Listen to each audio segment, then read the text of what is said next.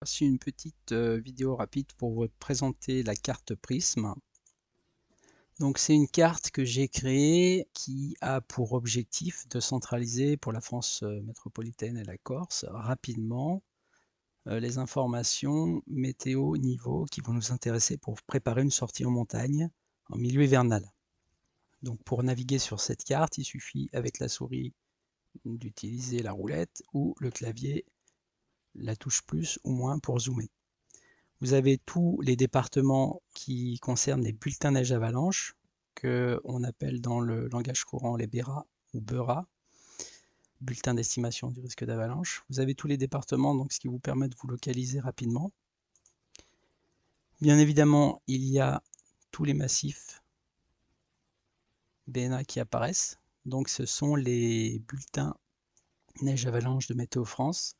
La particularité, donc outre le fait qu'ils sont complets, c'est qui sont accessibles en temps réel. C'est-à-dire là, vous cliquez sur le département puis sur le lien. C'est le dernier fichier à jour automatique. C'est pas un PDF issu d'un autre site, ou etc., etc. Le lien est aussi permanent, ce qui va permettre de rendre cette carte compatible avec l'ensemble des smartphones du marché.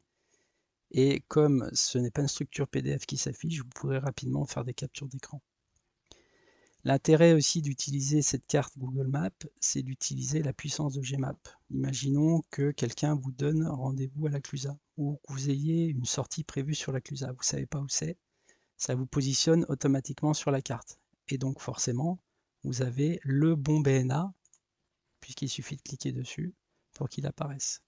Si c'est du côté de Chamonix, ça apparaîtra ici automatiquement. Donc vous gagnez du temps pour la préparation de votre sortie. L'avantage aussi de présenter comme ça, c'est que vous allez pouvoir comparer rapidement les BNA entre eux. Si je clique sur le Mont Blanc, ça m'ouvre un onglet et donc si je n'ai pas fermé celui des Aravis, je vais donc pouvoir switcher rapidement d'un BNA à l'autre.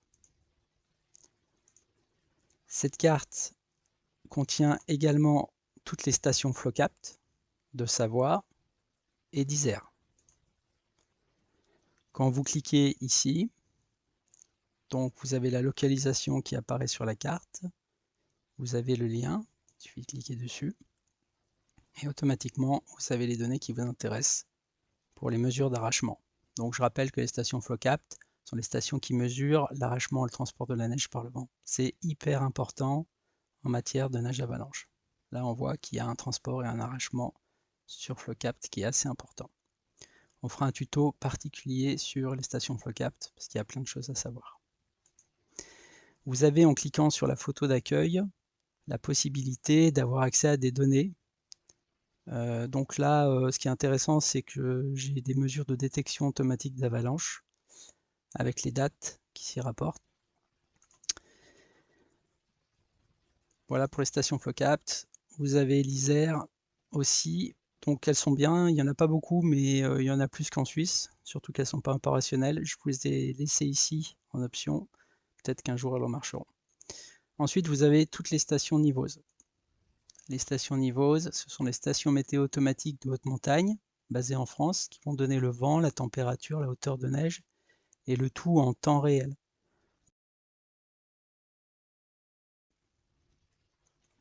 Ça ressemble à ça. Vous avez déjà vu sans doute sur les sites. Pareil, là vous avez un lien direct, mise à jour.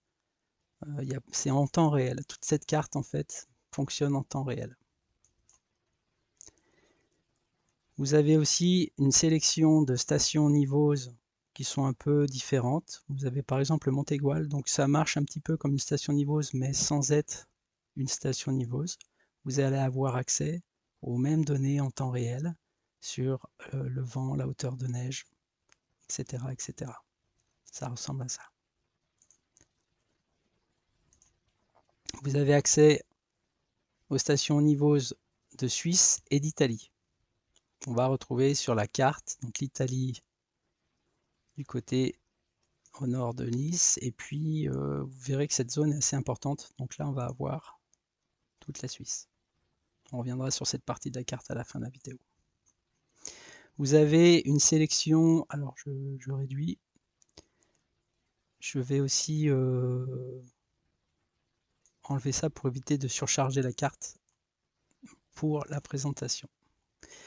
Vous avez une sélection de stations Roma. J'ai pris les meilleures stations Roma que je trouvais de montagne, c'est-à-dire celles qui ont des informations fiables sur le vent, puisqu'encore une fois, je vous l'ai dit, le vent est caractéristique et important dans les prévisions neige et avalanche.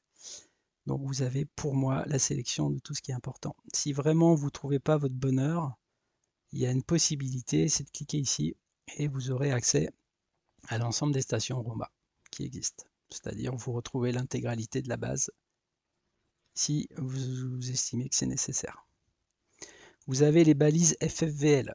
Donc les balises FFVL, c'est la Fédération Française de Vol Libre, qui va vous donner souvent le vent moyen, les rafales, les températures en temps réel, et le tout sur 4 derniers jours. Hyper intéressant. C'est complémentaire aux autres niveaux, et quand il y en a une qui n'existe pas, ça vous permet d'en trouver d'autres.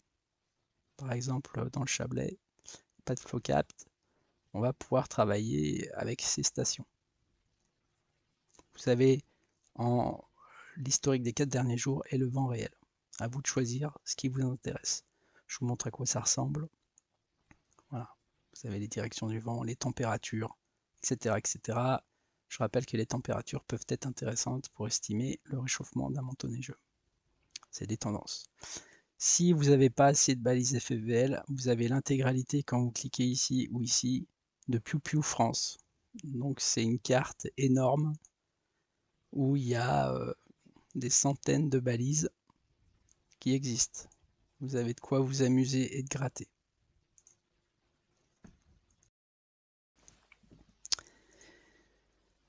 Voilà. Enfin, vous avez deux liens, l'observation neige avalanche, donc le lien vers le site de Data Avalanche de toute l'équipe d'Alain Duclos. Donc excellent site. Il faut absolument participer à ce site quand vous voyez des avalanches. C'est hyper important, donc j'explique pourquoi dans une autre vidéo. Et puis, si vous êtes en train de consulter cette carte et qu'un ami la trouve intéressante, vous pouvez la partager en cliquant ici. Vous ferez apparaître directement le QR code. L'idée, c'est que cette carte va pouvoir être utilisée rapidement sur un téléphone. Alors, voici un exemple d'utilisation de la carte Prism que vous pourriez faire avec votre smartphone. Donc, vous cliquez sur Prism, sur votre QR code. Dans votre application smartphone, vous ouvrez votre QR code. Vous ouvrez donc le lien.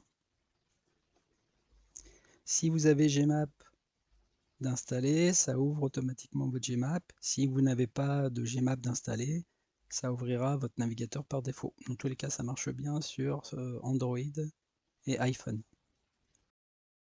Je reviens en arrière et là, je vais zoomer donc avec mes petits doigts boudinés sur mon téléphone. Je vais sélectionner par exemple cette zone. Je vois que j'ai sélectionné Mont Blanc. Je clique sur plus d'infos. Et si je clique sur le lien, donc j'ai directement mon bulletin d'estimation du risque d'avalanche qui apparaît en temps réel. L'idée, c'est, si vous n'avez pas le temps d'utiliser beaucoup d'outils, c'est au moins d'utiliser l'outil donné par Météo France, le minimum du minimum. Donc vous pouvez l'ajouter à votre écran d'accueil.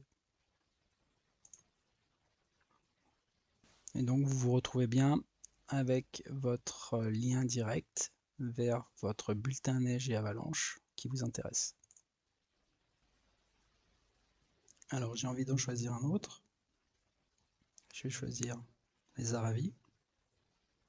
Je fais la même façon, même manipulation. Ça prend pas longtemps, vous avez une fois à le faire. Et voilà, donc je me retrouve avec sur mon écran d'accueil mes deux bulletins neige avalanche qui m'intéressent, parce que je vais par exemple régulièrement sur ces deux secteurs. Donc je gagne du temps, et c'est le minimum du minimum que vous puissiez faire lors d'une préparation sortie en montagne hivernale. Un petit clic vaut mieux qu'une grande claque. Voilà, je ferme le téléphone. Je peux revenir sur mon écran principal. Vous avez ici toutes les stations au niveau suisse qui apparaissent. Vous avez ici donc ce QR code. Ça ressemble à un petit drapeau en damier. Vous aurez ici toutes les cartes PewPew. Vous aurez ici toutes les Roma et le lien vers Data Avalanche. Voilà, vous êtes paré pour un peu mieux préparer une sortie hivernale en montagne. Et si vous ne savez pas du tout faire une préparation, vous pouvez regarder aussi la vidéo sur le Yeti, qui peut être un exemple de préparation de course en montagne. Bonne journée à tous et à toutes.